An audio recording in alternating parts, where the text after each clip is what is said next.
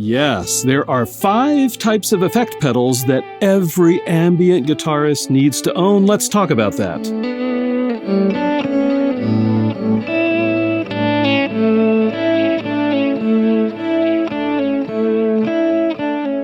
Hey everybody, I'm Bill Vencil. This is Chords of Orion. It's a channel where I talk about and play ambient guitar music. In this video, I'd like to discuss 5 critical types of pedals that I think every ambient guitarist needs to own, whether you're a person just getting into the realm of ambient guitar, or maybe you've been there for a while and you're looking to expand your horizons. Now, I should say what I want to do on the video is talk about types of effects, not necessarily brands. Obviously, to demonstrate, I've got to use some brands, but I don't mean this to be a promotional for a particular brand of pedal. Okay, got that? Let's go ahead and talk about the first component that I think is really important for an ambient guitarist, and that is a compressor. Yeah, a compressor. That doesn't sound very exciting, but a compressor can make all the world of a difference when it comes to getting your ambient guitar tone right. Now, you'll see I've got my pedal board set up. I've got a cool Pink Floyd t-shirt covering the pedals that I've yet to talk about, but I've uncovered my compressor. This is a Wampler Ego, and here is my clean guitar tone without the compressor.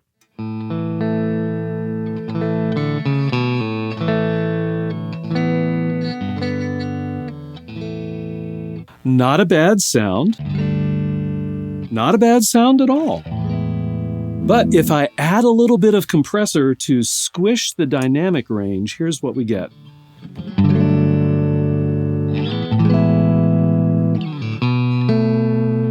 Can you hear how the compressor brings out the bottom end? Let me try that again.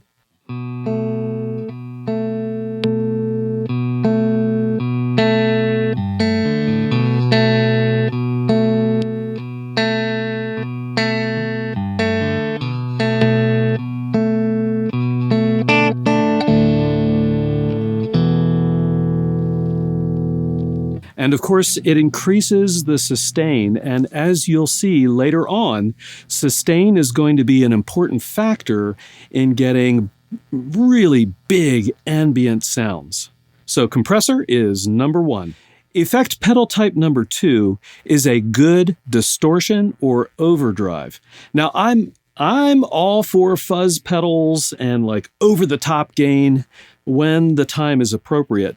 But what I'm talking about here is a general purpose distortion pedal. And what I've got on the pedal board is a Strymon Riverside. And the thing that's great about this pedal, here we go, I'm going to promote a pedal. But I think this is a good example. There are many other examples, but this is a good example of a pedal that can give you very gentle distortion in addition to more high gain sounds. So again, here's my clean tone with the compressor. Now let me go ahead and engage the Riverside with a gentle distortion.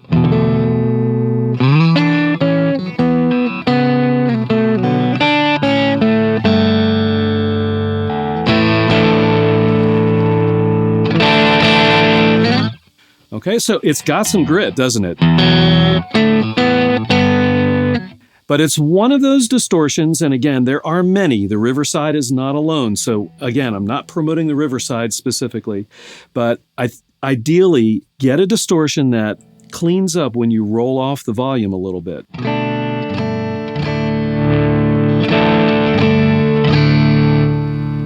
Okay, can you hear how it kind of cleaned up? If you get a distortion pedal like that, it's going to give you a lot of flexibility in creating tones that are somewhat distorted and have a nice amount of sustain and body, but aren't over the top gainy. Now, you can and should get a pedal that can do higher gain tones too.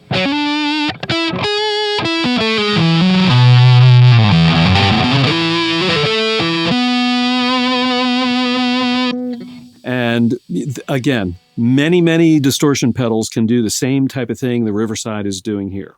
So anyhow, compressor, distortion. Let's move on to number 3. All right, I've got the Pink Floyd t-shirt pulled down a little bit more to reveal a volume pedal. And it's in the center of my pedal board, partially because, in a way, it's the centerpiece of my pedal board.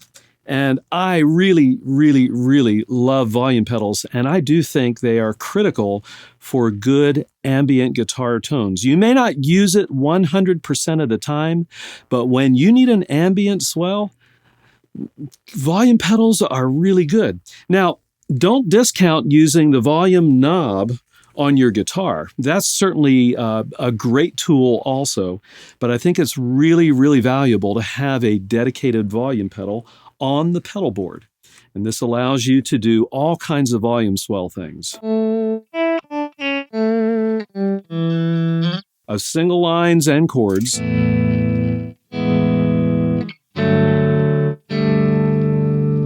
And, you know, it's nice having two hands free to play with your foot controlling the volume envelope. There we go.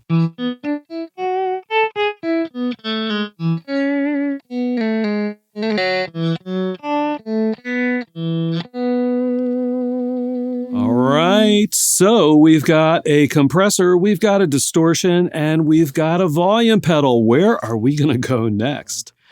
All right, Mr. Pink Floyd has been pulled down a little bit further to reveal a delay pedal. And again, this is a realm where there are so many great delay pedals out there. If you've hung out on the channel, you've seen me demo lots and lots of delay pedals. And really, even the worst of them are really pretty darn good compared to like way back in the dark ages when I first got started playing in a prog rock band. You know, I had a little teeny analog bucket brigade delay, which was kind of cool, but that was it unless you wanted to spend lots and lots of money to get some kind of rack mount unit or go with an Echoplex. Well, there are so many options now to get those types of delays into a small box on your pedal board. I've got the Strymon Dig pulled up, and it's just a good representative delay. And obviously, when you combine it with a volume pedal, the swells. Oh yeah, the swells.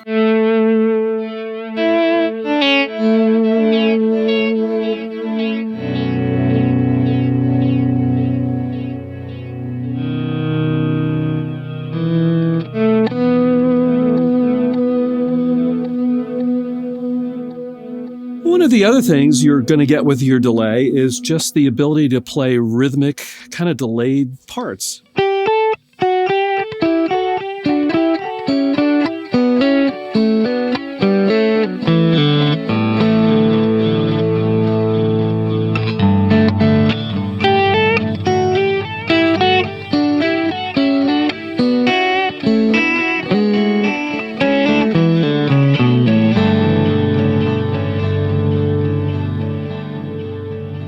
Yeah. And sorry about that wrong note there. I play so many wrong notes. Oh well. Anyhow, we've got a compressor, we've got a distortion, we've got a volume pedal, and we've got a delay, and we've got some pretty cool sounds here, but it's going to get better with number 5. All right, I have unclothed the pedal board to reveal a reverb. Yeah, many of you are thinking, yep, he's got a reverb at the end, and I sure do. Reverbs are really nice for filling out your overall ambient guitar tone if you're using them in a general way. And of course, many different reverb pedals can do what I'll call special effect types of reverbs. Maybe it's a reverse reverb or some kind of dynamic reverb or modulated reverb. But getting a nice general purpose reverb pedal can really bring a lot of fullness to your ambient guitar tone. Here is the dry signal without any delay. And if I engage this Neunaber Immerse, which is set, I believe, to the Hall type, here's what I get.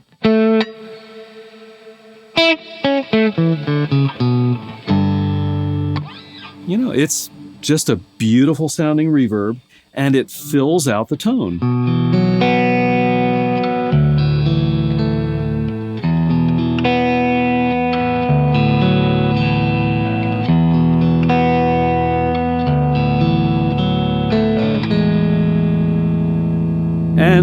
know, a good reverb pedal is going to help your ambient swells even without a delay pedal.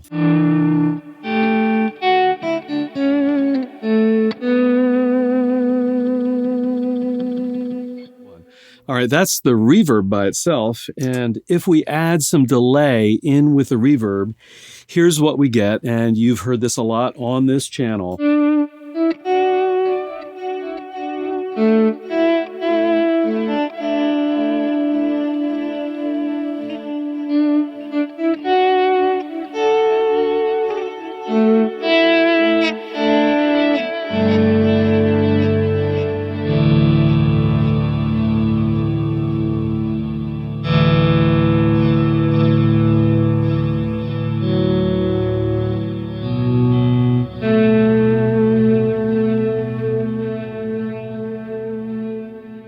Some of you might be thinking, wait a minute, you forgot one. There needs to be 6 pedals. You forgot a modulation pedal, a chorus, a phaser, a flanger. And you're right. I do not have a modulation pedal on the board right now. In my view, and this is totally my opinion, I don't think it's critical, at least not critical in the same sense as these other pedals are for a kind of a basic ambient pedal board. As a matter of fact, when you combine delay and reverb together, you can, depending on your settings, you can almost get a modulation or chorusing type of effect. Check this out.